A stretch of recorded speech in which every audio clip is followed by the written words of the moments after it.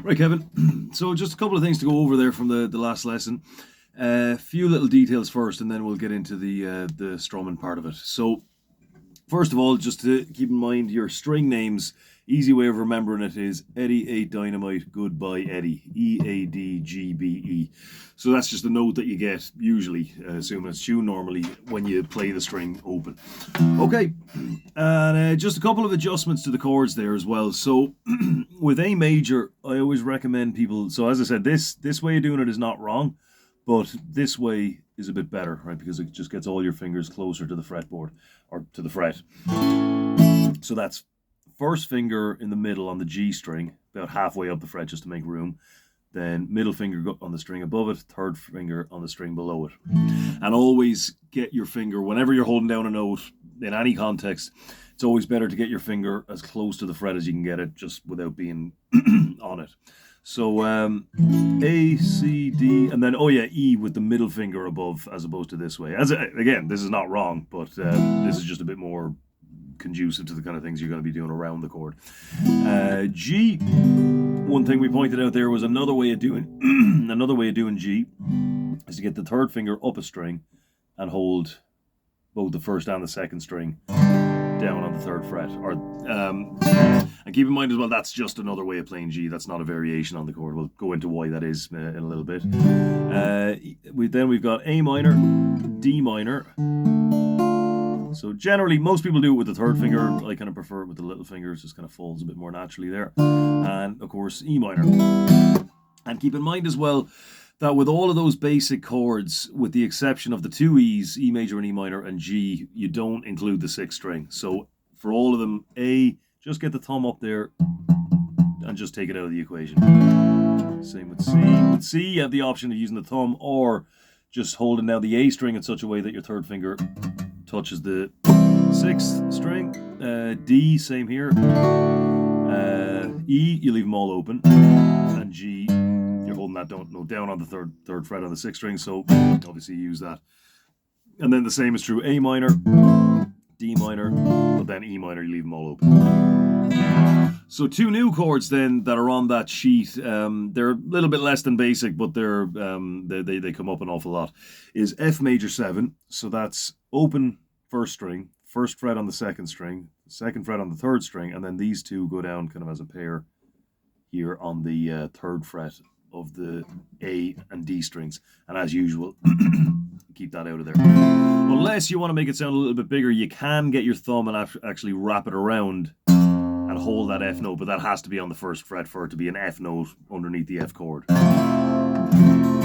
Then the other one is B7, so middle finger second fret on the fifth string, first fret on the fourth string, second fret on the third string, open second string, and then second fret on the first string.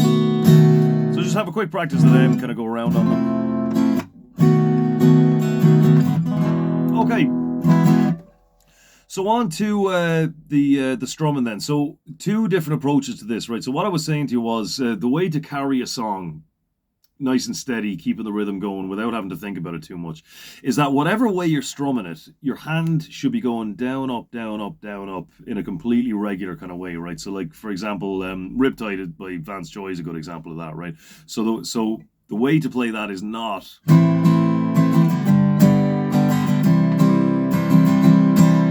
it's not steady and it's not regular enough. It's going to stop, start, stop, start. So the way to do it would be this. And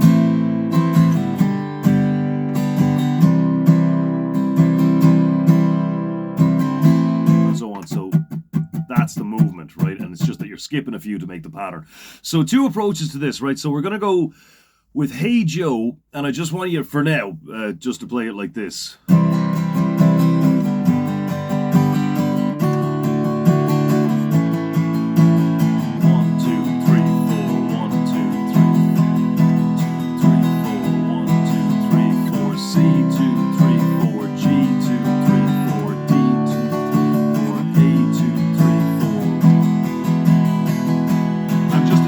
Over and over and over again. Obviously, we don't want it to sound like that, right? But what that does is it establishes the right movement, right? So then it's not that hard to go from this to something more like this.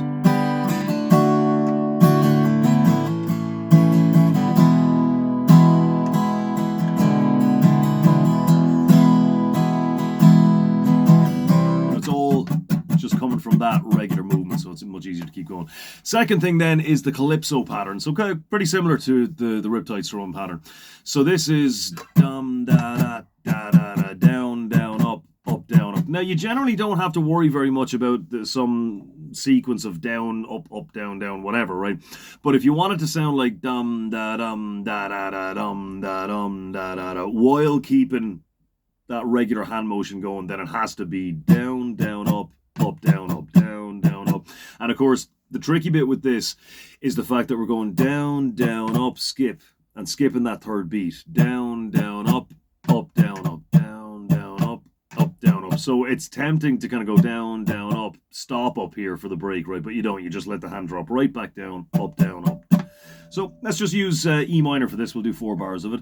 So 1 2 3 4, down down up up down up down down up skip up down up down down up skip up down up down down up skip.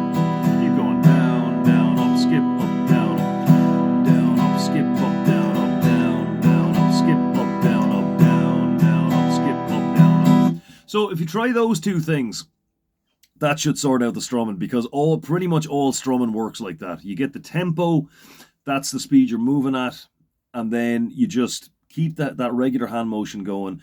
And then for the pattern, you just selectively skip or miss, skip or hit certain strings. And again, it's the regularity of the movement that really matters, right? So in other words, if you skip one that you meant to hit or you hit one that you meant to miss, it doesn't really, you wouldn't even call that a mistake. That'd be just a variation, you know what I mean? So keep it up with that. Try those 2 new chords and stick a few songs into that Spotify playlist, and then we'll get into it. All right, I'll see you next time.